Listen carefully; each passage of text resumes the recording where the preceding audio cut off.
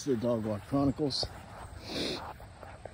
Today's first reading continues from the letter to the Romans, chapter 4. I think it's verse 20. 4:20. Anyway, and Paul is talking about faith and Abraham and righteousness, and I just did not take the time to try to figure out his exact message there. But the psalm is from the Gospel of Luke instead of from one of the Psalms. The responsorial psalm is from the Gospel of Luke, chapter 1. I think around verse 69 or something it was saying.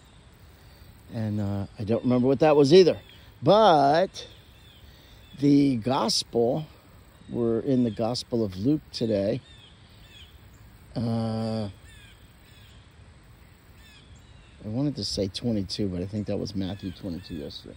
Anyway, it's the story where someone comes up to Jesus and says, "Teacher, tell my brother to share his inheritance with me." And Jesus says, "Friend, why do you want to make me your arbitrator and something or another?" And then he tells the people, beware to be greedy, basically. And Jesus tells a parable about a farmer who grows a crop that's too big for his barn storage facilities. So he says, "What will I do? I will build bigger barns," which he does. And then he says, "Now I have plenty to last me for years. I'll sit and eat and drink and be merry and rest." And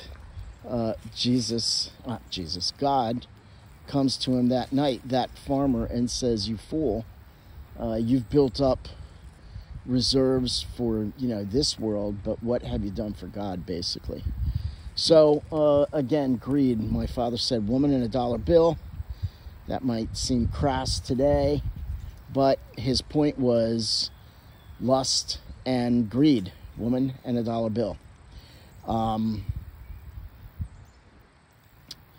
So today we were talking about greed, and we want to remember to give generously.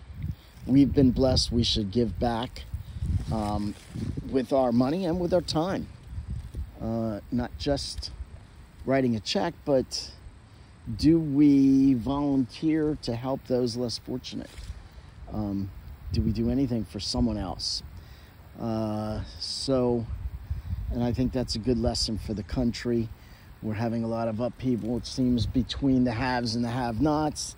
And the have-nots tend to blame the haves that they have some faction of the have-nots blame the haves, saying that they have all the money and no one else does. And I don't know. We should take from the rich, give to the poor, blah, blah, blah. And I've said this before, I've told people before, okay, so maybe people are greedy here, but again, we live 100 years. Let's say they're rich and they're eating and living fine for 100 years, but they don't give to charity, they don't care, they deliberately don't care for those less fortunate. They live a nice life for 100 years, and then what happens in all of eternity? What do you think will happen in all of eternity? How will God look at them? How will they be judged? You did not feed me. You did not come to visit me in prison. You did not clothe me. You didn't visit me when I was sick. So what do you think is going to happen? So who's really the winner? The person who enjoyed lavishness for 100 years, or the person who enjoys God's blessings for a gazillion years and on to infinity and beyond? So who do you think really comes out the winner? So hopefully that gives us all something to think about. And one last thought on that. I think a lot of people think that they work a lot harder than they do. I know in my own case, well, I think I'm pretty well aware that I could improve, and I have a lot more to do, and I and I could work harder. But some people seem to think that they've earned and worked hard enough. And I think if you look at your life, if you had a movie camera going and you watched your life, you'd find that you spend a lot of time, you know, with the 420, a lot of time sitting in front of a TV or sitting in front of a laptop screen or your phone, and you may be thinking you're spending a lot more time to help yourself than you really are.